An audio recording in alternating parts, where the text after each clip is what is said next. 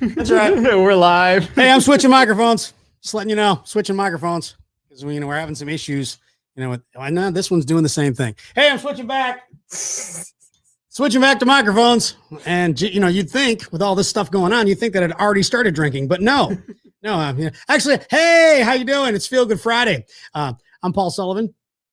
Billy is actually out in Texas. He's working. So, but hey, I wanted to.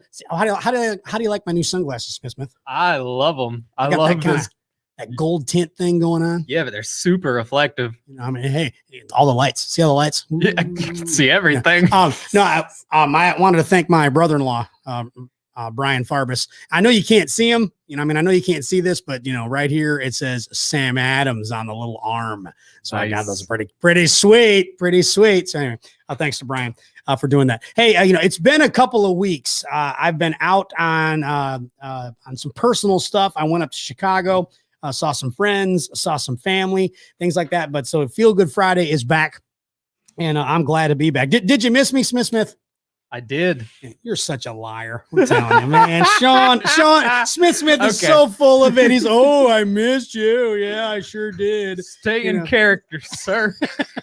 That's what it is. Yeah. He's just like, yeah, sure, I missed you. Yeah, a lot. Whatever, you stupid jerk. Anyway. But no, it has been a couple weeks. I can't remember. Has it been 3 weeks? I believe 2 weeks. See, it feels like such a long time. But I want to give a shout out. Of course, I'm wearing my Cubs stuff as usual, and my Cubs. Now, remember, Smith. I know you don't follow the Cubs, but remember, it was just about a month ago, I guess it was, when the Cubs played the Braves, and I said it was like the battle of the bottom feeders. Yes. Well, the Cubs are a half a game out of first place right now. They've had a killer May, which is awesome. So very cool.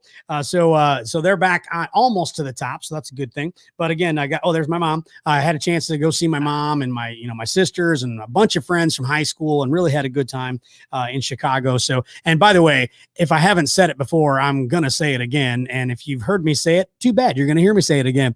Love the food when I go home, man. Love the food. Chicago style hot dogs. Nothing beats it. Deep dish pizza. I had that. I had Italian beef in Chicago. Was fantastic. Of course, I had some homemade cooking too. My sister Maggie makes the best massacholi. You ever had massacholi?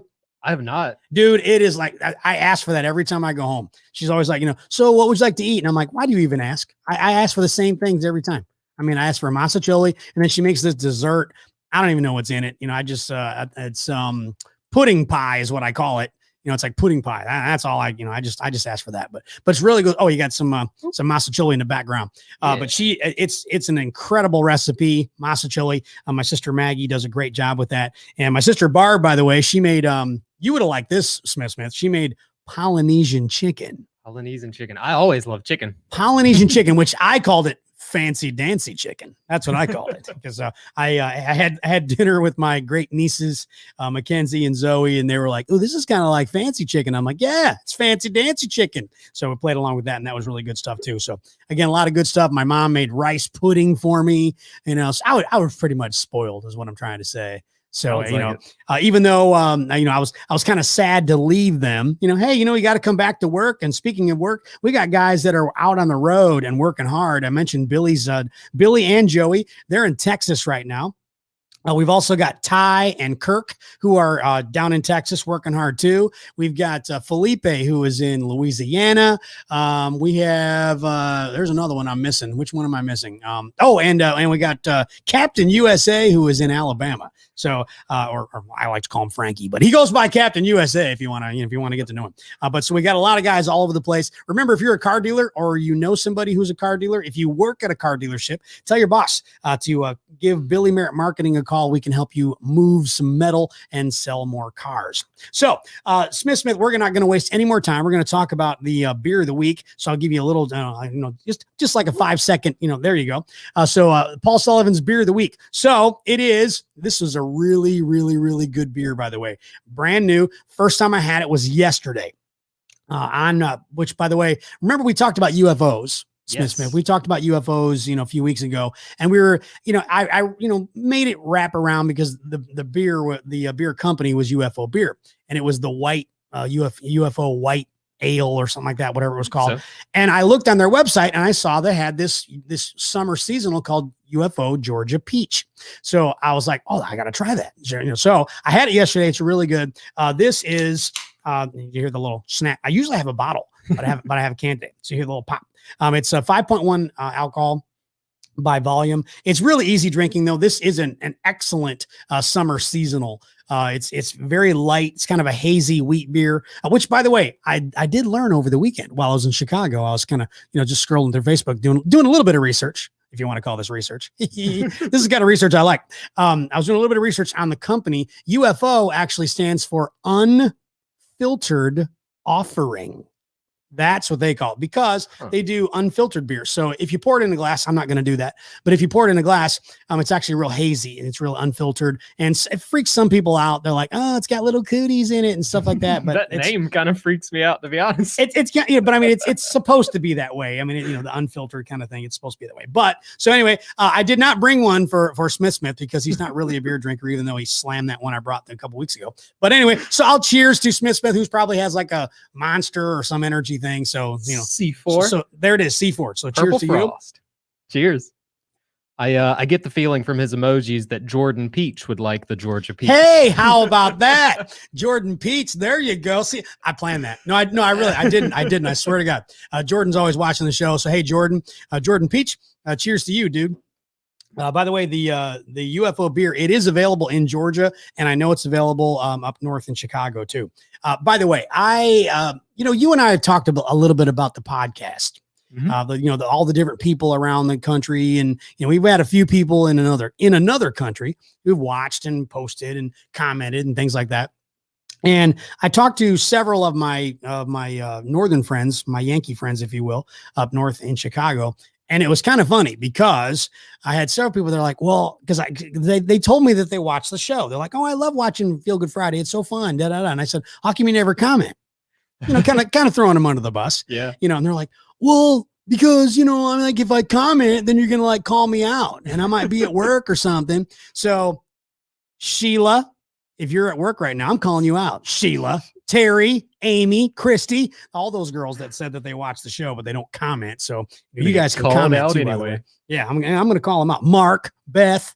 I mean, there was a bunch of them that I saw that really did have a good time. But anyway, going back to the UFO Georgia Peach beer again, real quick. It is real easy drinking, and it's not sweet. So don't be fooled by the name Georgia Peach. A lot of people think, oh, it's going to be a sweet beer. It's not at all. It has a very slight kind of hint of beer, of peach, but it is a beer, but it's very easy drinking. So it doesn't have that bitter aftertaste. It's not hoppy like some beers are. So it's very easy drinking. So perfect for Billy and April by the pool. Hey guys, stock up on some Georgia Peach made by UFO. You can go to ufobeer.com, by the way, if you want to find out more information about it. Hey, I'm going to call her my sister-in-law. I'm not married to Brenda, but I've been with her for a long time. So, I feel like she's my wife kind of a deal.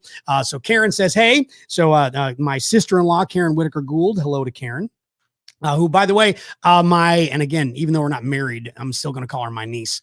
Karen's daughter, Chloe, she plays soccer at ABAC and who does a great job. She won some awards, and she's such a sweet girl. She's a freshman, and she has her head on straight, I guess. So I got to give some props to her. And by the way, that also reminds me too, lots of graduations going on, Smith. Lots of graduations. So my niece, Callie, graduated from high school. My other niece, Brianna, graduated from college while I was in Chicago. That was pretty cool. So that was kind of neat to be there for the party for Brianna's. I did miss Callie. She just graduated. I think it was yesterday. Wednesday. And I left Monday. I left Chicago on Monday or Tuesday morning, really early too, by the way, really early. Are you a morning person, Smith? I'm definitely a night owl.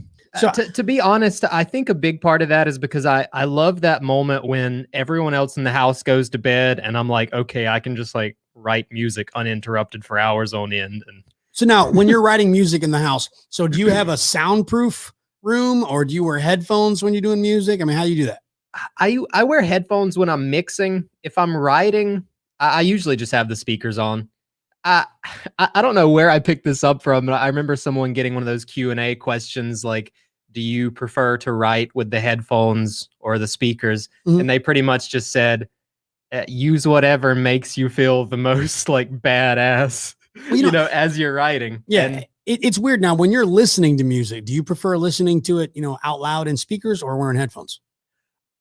it kind of depends on the music. If it's like this weird, like ambient stuff where where it's more of a sound palette, like a soundscape, I love headphones because you can really get that stereo spectrum. Like you can hear how sounds are panned way off to the right and the left. Right. But as far as like if I'm listening to dance music or something real, I don't know what the word is, real energetic, Okay. I definitely go for speakers. Yeah, I mean, I'm a speaker guy. I really don't like headphones. That's why when Billy would make me wear them when we did the podcast, I always hated them. I mean, Right. I work in radio for 27 years, I think it was, however long it was, a long time, and so I had to wear headphones every day. So, and I really didn't like it.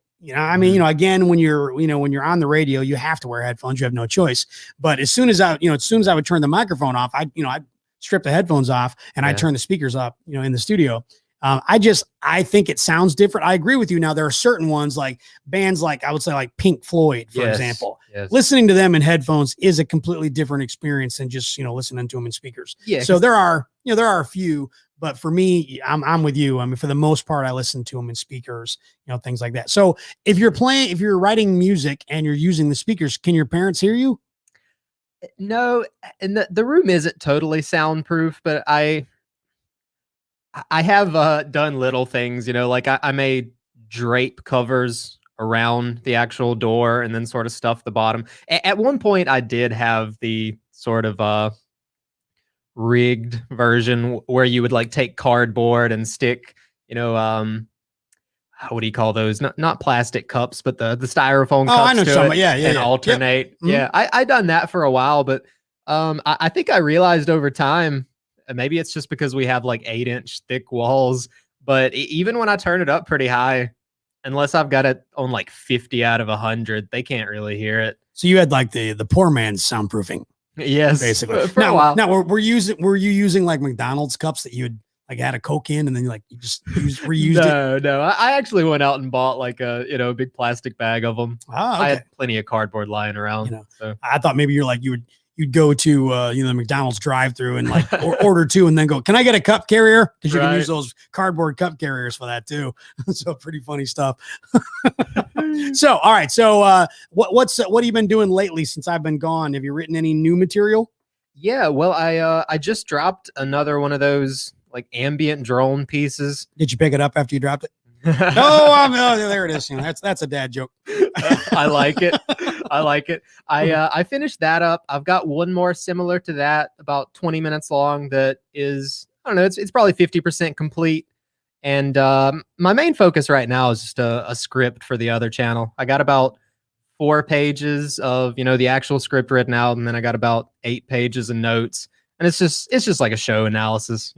I'll watch the show. I'll keep my Samsung Notes app open every time something strikes me as interesting. Something interesting about a character or the way that this show does something that most shows from the same genre do differently. Jot down a note, and then eventually I take all those and mash them together into this section and that section. That's pretty much my writing process for that stuff. By the way, I brought you a gift. Oh, did you? 2 free soundproofing. two free soundproofing pads. That's not bad. So, that'll get you started. I think I can find 4 or 5 more of them around here. We did our studio. Hey, look here, Sean. I got 4 of them. The problem. I got all kinds of gifts here for Sean. Here's the problem. That's Billy's stand-up taller foam. Oh, is that what it is? Yeah. Is that what he uses? I think it's also just cushioning for him. Wait a minute. Does that work? Wait, hang on a second. He sits down on them. I do this in my chair. I'm like, oh, hey, I am a little taller. Yep. They kind of squish pretty easily though.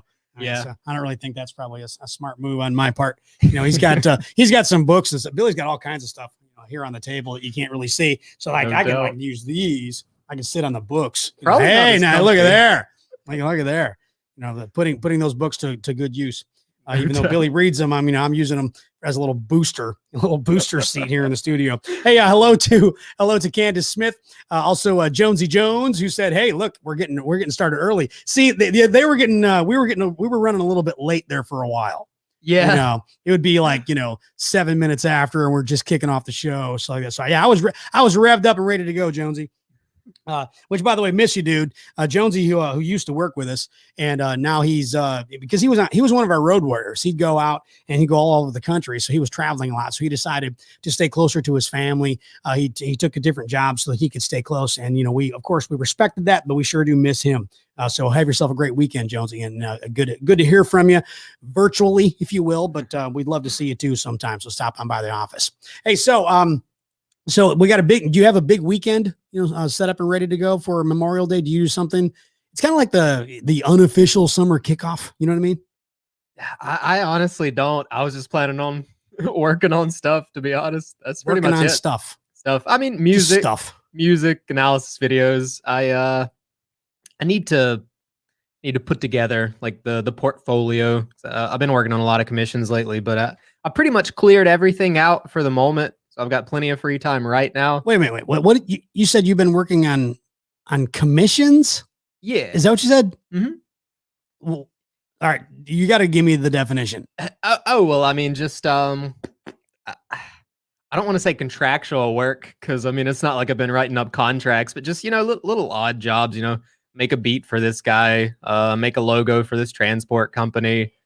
What's another one I just knocked out? Like editing little videos. Like I just finished up a history documentary. Well, there you go. So if you need video editing, you need logos, you need, what else you do? You write music. If you need a jingle, things like that. Hey, Smith's your dude. Absolutely. Smith is your man, and he could use some extra cash too. Sure, everybody can always use extra cash. Hey, by the way, Billy W. Merritt, he commented Blue Moon Mango Wheat.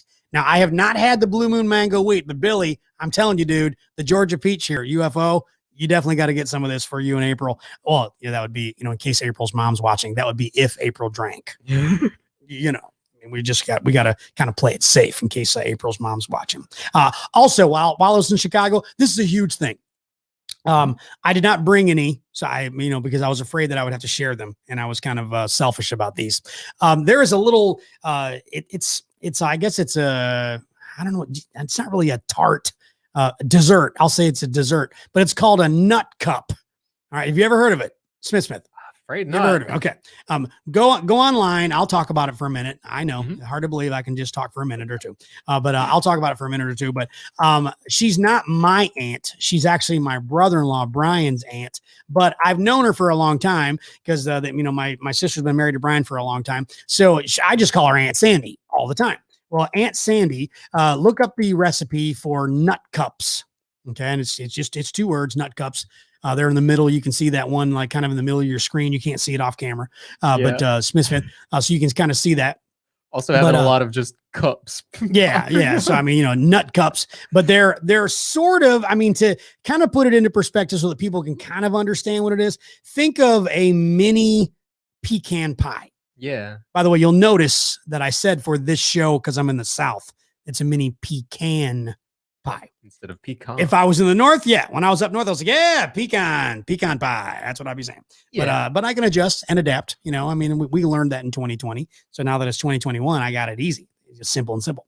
But Aunt Sandy, so Sandy Verdon, she has like the best recipe of these things. And by the way, I say they're mini pecan pies, but they're actually, you can make them with pecans, but Aunt Sandy makes them with walnuts. That's what her recipe is, and they are absolutely fantastic. I love them. So they got the little pie crust, if you will, and with the filling and the nuts and all kinds of stuff, and then she sprinkles. The ones in the picture don't have powdered sugar, but she'll sprinkle like powdered sugar on the top. But they're really good. I love those. They're my favorite. And whenever I visit, I always ask, I'm like, hey, Aunt Sandy going to bring any nut cups, all that kind of stuff. Well, Aunt Sandy actually surprised me this time around, and she brought me an entire batch that I got to bring home. Awesome. So, nearly 40 of these nut cups. By the way, they're about, they're about this big. Maybe it's 2 bites, basically. Yeah. It's 2 bites. Well, I can make them 1 bite.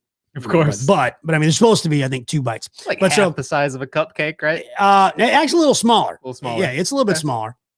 It might be, in fact, using the old beer can here. It's because it's kind of it's kind of shaped like this. You know what I mean? Like the bottom is skinnier than the top. So the top is probably about as wide as maybe a can, like a regular can might be the top. But they're again, they're 2 bites. They're delicious. I absolutely love those. So she brings me this batch of nearly 40 different nut cups. I had to take them on the plane. I didn't know that they were all for me. See, when she brought them to my sister's, I thought it was just her usual, okay, dropping these off, enjoy, I get 2 or 3 and I'm all excited. So of course I quickly ate my 2 or 3 because my sister Maggie, she's got 4 kids, and Kevin, who's like, he eats like a horse. So he can eat like 30, by himself.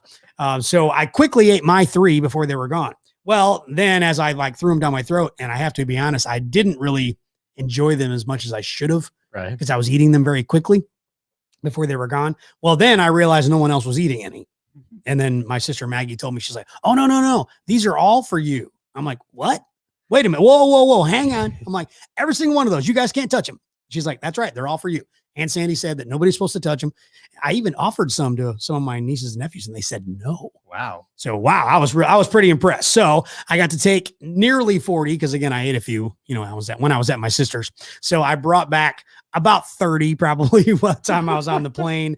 But I felt kind of funny because, I'm like carrying my suitcase, you have the carry-on bag. So I'm carrying my suitcase and then I got this little baggie with, the Tupperware container, of the little nut cups. Well, now imagine this is going through, the airport security. Right. Okay. And they see, all these little, they're about this big. So they see this little, what on the X-ray probably looks like a bucket of bombs or something, like that. So the girl's like, oh, she like backs up that little, conveyor belt thing, hold on. What's in here? I'm like, oh no, those are nut cups. She's like, what is that? And I'm like, it's kind of a cookie / pie dessert kind of thing. I'm like, you can open the top, but you can't have any. And the lady looked at me like so funny. But I did tell her, I'm like, no, you can look at them, but you can't eat them. And so then I told her a little story. She laughed, and we all had a good time at the airport. That was about the only good time that I had at the airport because my flight was delayed like 3 hours at Chicago, which sucks. Now, have you flown on a commercial plane? I have not. Dude, you are missing out on the most boring part of life. I'm telling you. They have, when you go to the airport, you stand in line, you stand in line, you stand in line. That's what you do. And then once you get through the line, you go to the gate, and then you sit there, you sit there, you sit there. And then guess what you do next? You stand in line, you stand in line, you stand in line. Then they put you on the plane. What do? You sit there, you sit there, you sit there. I mean, it's just, stand in line, sit there, sit there. It's really boring. So flying in the Billy Merritt Marketing DigiNinja Express is way more fun, way more exciting too, I have to say. By the way, my sister Barb she just messaged Aunt Sandy's nut cups busted in airport security. They did get a little bit of attention, so it's pretty funny.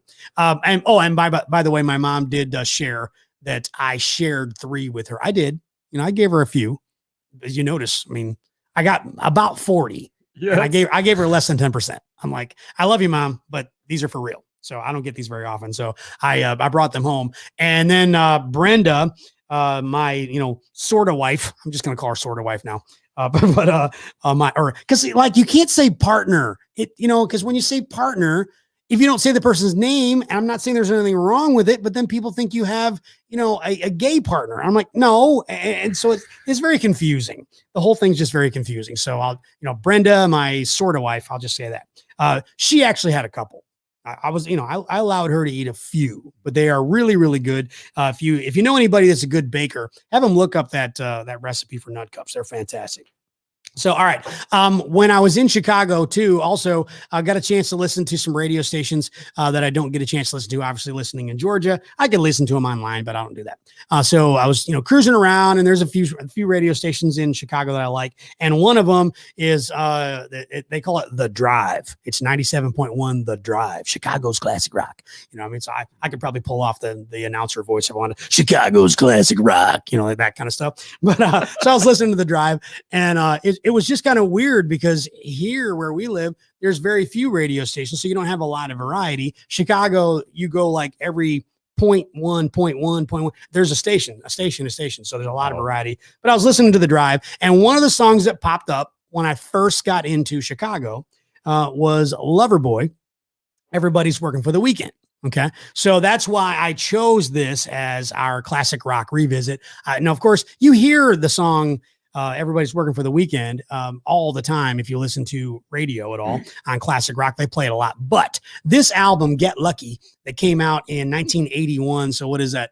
Oh, wow. That's 40 years. Holy cow, my old. Crazy. But so it was 40 years ago when Loverboys Get Lucky came out. And so again, Working for the Weekend was the big single. They had a couple other songs on there. The album itself was really good. The Lucky Ones was on there. Take Me to the Top, When It's Over is on there. And by the way, Loverboy, when they first came out, were kind of they're a rock band, they were all up tempo stuff. And then they had a couple of ballads and their image kind of changed. It was almost like what happened to Bryan Adams. Like when Bryan Adams came out, he was like rock, but then he had a few ballads and then he had a few more ballads and then he had a few more ballads. Right. And he had like a dozen more ballads. And anyway, this isn't about Bryan Adams. Good though. I'll get off my Bryan Adams soapbox and I'll go back to Loverboy. But this album really is. It's really good. I had the album on cassette and let's see, Smith. How old are you again? I'm 28. 28. All right. So this was before your time, but maybe you remember somebody talk. By the way, these books, man, they are not. Yeah, I was wondering. These books are not comfortable, man. What were you thinking? They are not comfortable at all. So I'm going to go back to the chair. But this is before your time, but maybe you've heard people talk about it. Did you ever hear anybody talk about Columbia Record Club or Columbia House Record Club? I feel like I've heard that. Okay. Probably one of those. Well, let me tell you how, man, the microphones wants to act up now. See, it wants me to sit back on the books, I guess. But Columbia House Record Club, here's how it worked. It would come like in the back of a magazine, or sometimes you get something in the mail, or you'd find something in the newspaper. And what it was you literally had to tape a penny, like a real penny. Okay. You taped Scotch tape a penny, all right, to this little postcard or something out of the paper or whatever. And you would mail it to Columbia House Record Club. Because again, this is pre-internet. So, and you would mail it to Columbia House and they would give you like a choice of certain records or cassettes, 8 tracks even, I think is what they had at one time, but it was cassettes when I was doing it. So you got 12 cassettes for a penny. Wow. Yeah, a penny. Okay. So everybody was like, this is awesome, okay. And then your agreement, you had to fill out the contract, if you will. The agreement was, now I remember when I first noticed it, you had to buy 3. You had to buy 3 records or cassettes, 3 albums in a certain amount of time. I don't remember how long the time length was, but then every month they would send you the little booklet that had all the albums that were available. And so you could buy them. The problem was that when you bought one, they were like $30 when you bought one, so if you bought 3 of them, so you're basically spending like $90, on 3 records that you had to buy, but you got the 12 for free. Okay. So, and there were some of them you had to, I was pretty frugal. So, I paid attention. There were some of them, it was like, you got 6 records for a penny. I'm like, oh no, I'm looking for the big one. I want to get 12. So anyway, I did Columbia Record House quite a few times on cassette, and Loverboy was one of them. They were one of the first ones that I got. And then when they became, when CDs became available, I used Columbia House again and I got Loverboy on CD for a penny. So that was just and kids, I realized, younger people, they're like, what's a cassette? What's a CD? Hell, they're probably going, what's a penny? You guys use digital money all the time now. True. You just carry around your debit. Do you ever carry cash? I do, but it's mostly to avoid using the card. To avoid using the card? Yes. Like, you mean like, so you don't spend as much money? Exactly. Okay. I didn't know I'm like, why do you carry the card if you want to avoid carrying the card? It just makes using the card, just don't carry the card. Think more about how much I'm spending. Okay. Because if I got $200 in my wallet and all of a sudden I realize I've only got $120 left, I can be like, okay, yeah, I've been spending a little too fast. That's actually, that's a good point. I've noticed that with a lot of the younger generation, that they don't really keep track of their money very well. Right. Because of that. Because like you said, it's like, they don't really see it. They just use the card, swipe the card, that type of thing. Exactly. And it does make it a little more difficult to keep track of your money But by the way, speaking of money, because I promised Smith that I would not go over a half an hour today because he has a lot of work to do, and so do I. So we have to make money. We have to sell cars for our dealership, all that kind of good stuff. So it is 11:30, so I have to wrap this show up very, very quickly. Again, Nut Cups, go check them out. UFO, Georgia Peach Beer, really good for the summer. It's a summer seasonal. It's only out for a short amount of time, so go check that out. Go Cubs. Half a game out of first. I think they're going to be in first place after the weekend's over. And also Classic Rock Revisit, Loverboy. If you don't want to go buy it, you can listen to it online, but check it out. Get Lucky was the album back from 1981. So Smith, appreciate you doing the show with me today. It's been a while, so we've had a great time. Thanks to everybody for viewing, all of my family and friends up in Chicago. Yeah, I know. Sheila, Beth, Christy, Joanna, all you guys, Sandy. I know you guys are watching. You just don't comment, but I'm calling you guys out. So anyway, have a great weekend. Remember, if you're going to be drinking this weekend, make sure that you're not driving.